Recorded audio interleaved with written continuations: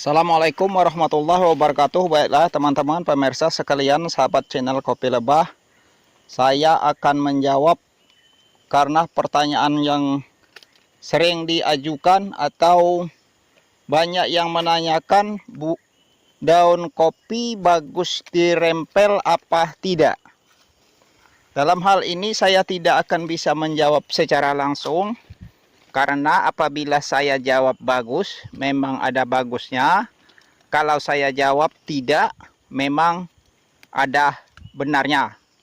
Jadi kalau dijawab tidak, memang ada benarnya. Dijawab bagus, memang ada benarnya.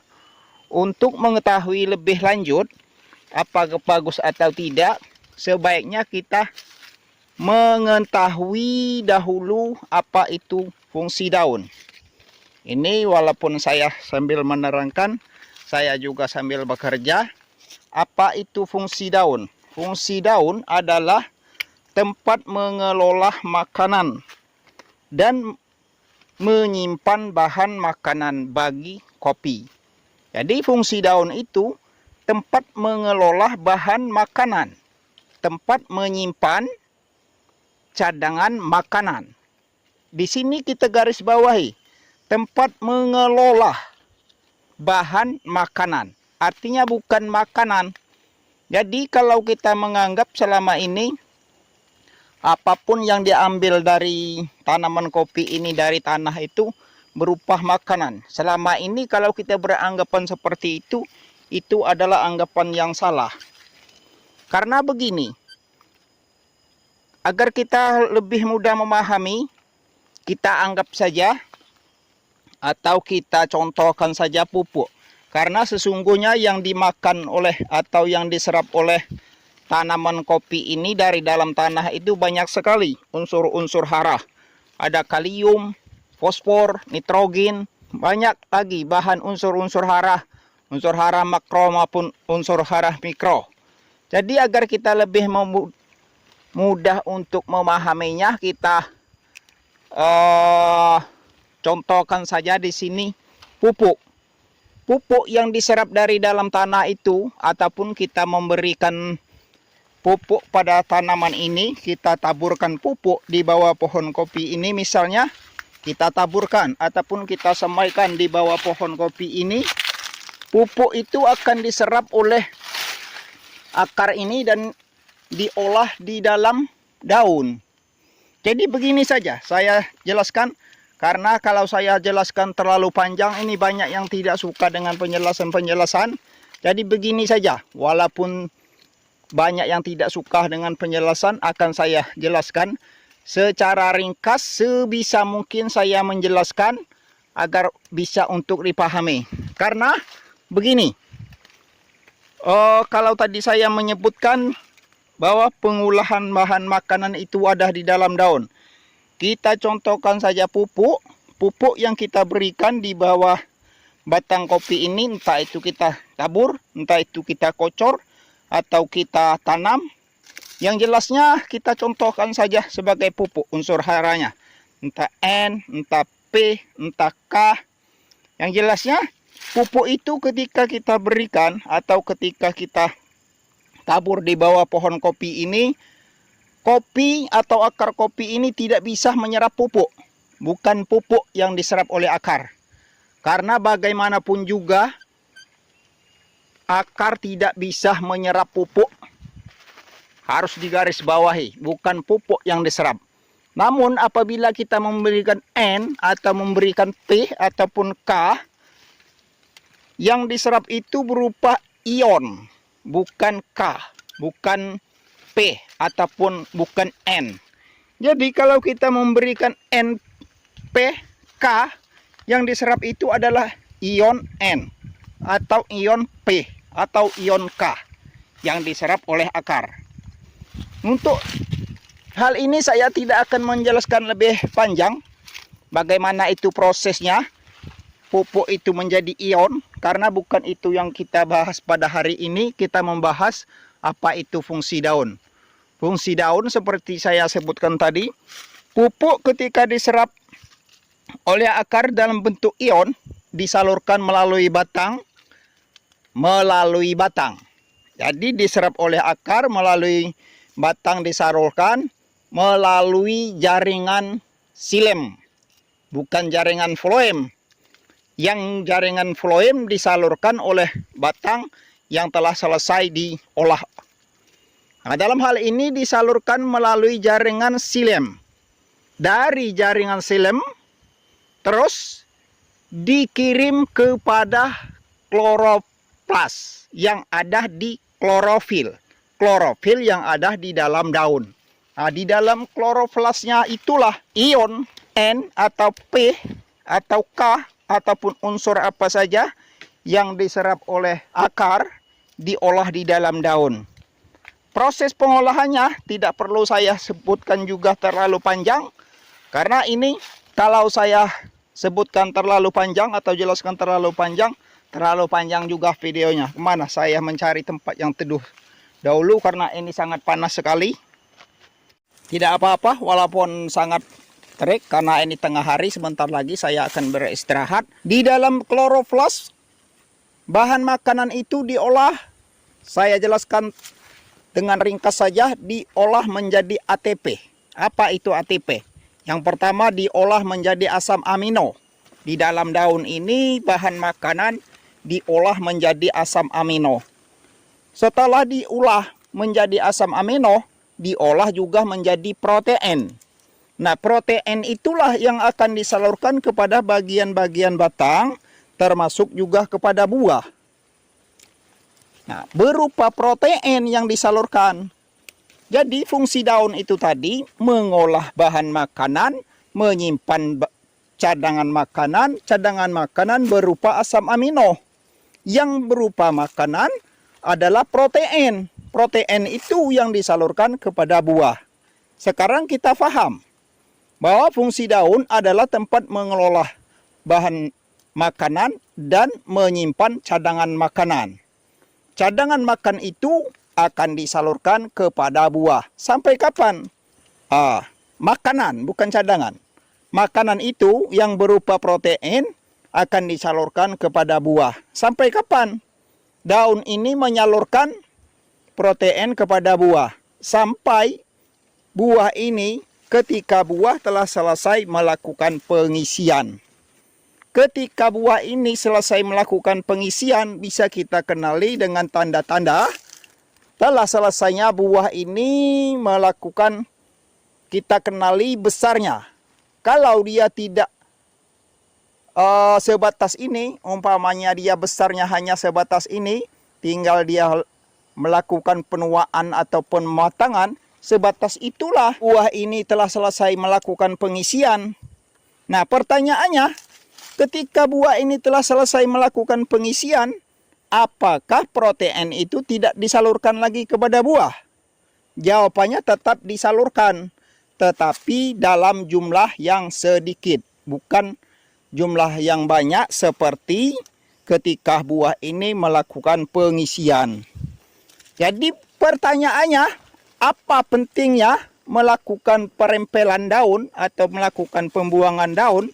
Nah, ini saya juga melakukan pembuangan daun, tetapi ini telah selesai melakukan pengisian.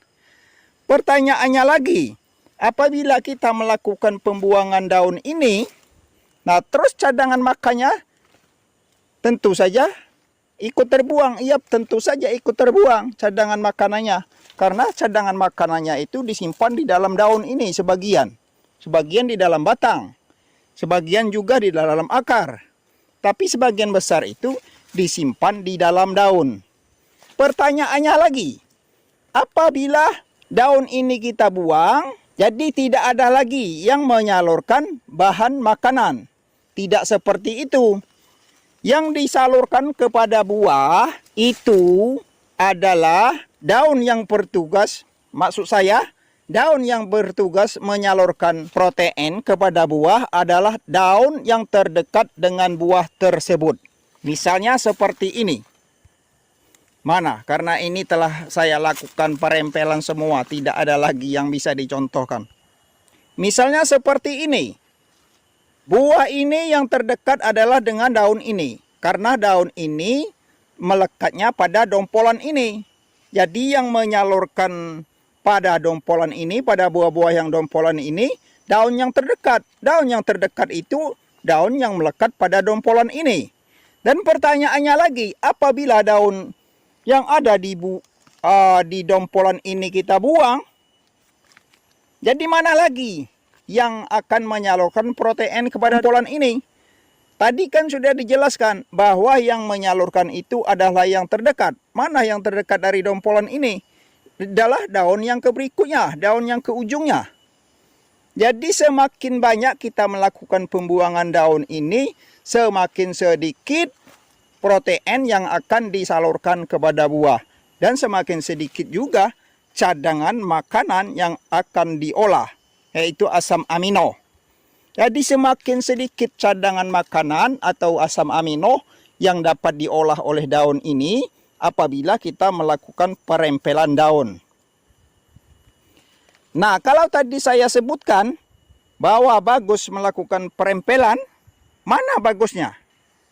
Tadi kan disebutkan, kalau dikatakan bagus, memang ada bagusnya. Kalau dikatakan tidak bagus, memang ada benarnya. Nah, sekarang mana bagusnya? Yang tidak bagus kan kita telah tahu. Apabila kita membuang daun ini, berarti kita membuang cadangan makanan dan juga membuang protein yang telah selesai diolah oleh daun ini. Terus kita buang daun ini, berarti kita membuang protein dan membuang juga asam amino. Dan juga zat-zat yang lainnya, bukan hanya protein dan asam amino saja yang ada di daun ini, tetapi banyak lagi zat-zat yang lain. Namun, seperti tadi saya bukan menjelaskan hal itu, menjelaskan apa fungsi daun pada kesempatan kali ini. Jadi untuk mengetahui bagusnya, apabila kita melakukan perempelan daun ini, yang pertama bagusnya, sirkulasi udara bisa keluar masuk dengan leluasa pada bonggol ini dan juga sampai pada ke bawah-bawah dan kepada ranting-ranting. Sirkulasi udara, sirkulasi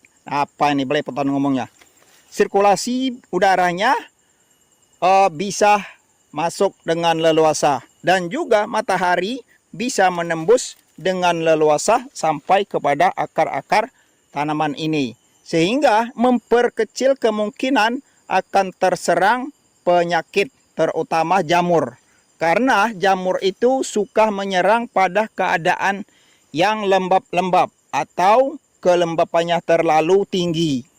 Itu yang pertama. Jadi mengurangi terserangnya penyakit, terutama dari serangan jamur. Yang kedua, nanti ketika kita melakukan panen atau kita mengrut ini nanti, mempermudah kita melakukan pemanenan karena tidak bercampur dengan daun. Kemudian juga yang ketiga, akan memperindah. Kalau tidak ada daun-daunnya lagi, terlihat agak indah penampakannya. Ini bagi yang suka dengan keindahan, yang indah-indah, biar agak kelihatan lebih wow lah begitu. Jadi bagi teman-teman dan pemirsa sekalian bisa mempertimbangkan apa itu bagus atau tidaknya, tergantung dari keadaan buah kopi. Buah kopi yang bagaimana? Sebelum saya menjelaskan, buah kopi yang bagaimana daunnya jangan dirempel, atau buah kopi yang sedang dalam keadaan bagaimana yang jangan dirempel. Sebelum saya menjelaskan, bagi yang belum melakukan subscribe, silahkan lakukan subscribe. Yang telah lakukan subscribe, saya ucapkan terima kasih. Baiklah. Apabila buah kopi ini telah selesai melakukan perempelan telah selesai melakukan pengisian, boleh kita melakukan perempelan. Apabila buah kopi ini belum selesai melakukan pengisian, artinya buahnya ini masih sangat kecil, jadi jangan kita melakukan perempelan.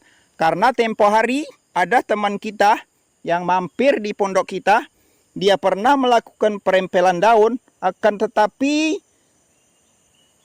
hal yang terjadi katanya buah kopi ini terlambat masak dan juga terganggu buahnya ini, proses pembesaran ini terlambat. Ya benar sekali, akan mengganggu proses pembesaran buah dan juga mengganggu proses pemasakan buah apabila kita melakukan perempelan pada kondisi buah yang belum selesai melakukan pengisian.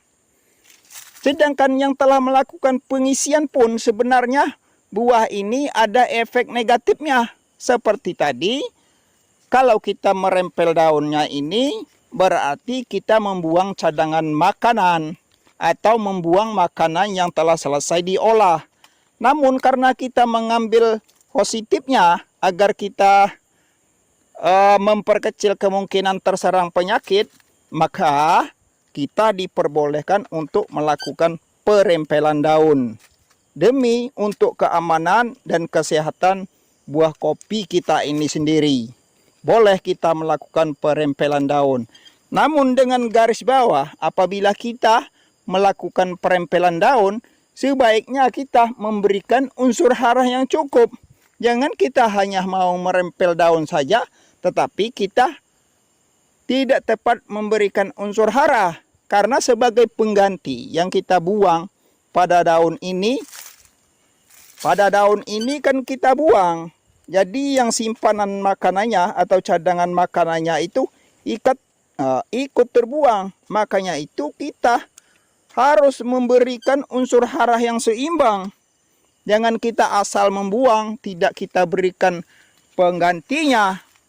Makanya kita harus berikan penggantinya, yaitu kita memberikan unsur hara yang tepat apabila kita mau melakukan perempelan daun ini. Karena dengan memberikan unsur hara yang seimbang, berarti kita mengganti yang kita buang ini. Yang kita buang ini kita ganti dengan memberikan unsur hara yang baru dan diolah kembali oleh daun yang masih ada, tidak terbuang sia-sia. Jadi kita tidak terlalu kejam. Kalau kita hanya membuang, tidak mau memberikan penggantinya, saya anggap saja ini terlalu kejam. Karena kita membuang yang telah dapat, yang telah diperoleh daun ini dan tidak memberikan penggantinya. Mungkin penjelasan saya ini kurang begitu jelas bagi teman-teman pemirsa sekalian yang belum begitu paham. Boleh ditanyakan pada kolom komentar, saya akan menjawabnya sesuai dengan kemampuan saya. Apapun yang ingin ditanyakan tentang perkopian, saya bersedia menjawabnya sesuai dengan kemampuan saya. Saya ucapkan terima kasih. Saya akhiri. Wabillahi taufiq wal hidayah. Wassalamualaikum warahmatullahi wabarakatuh.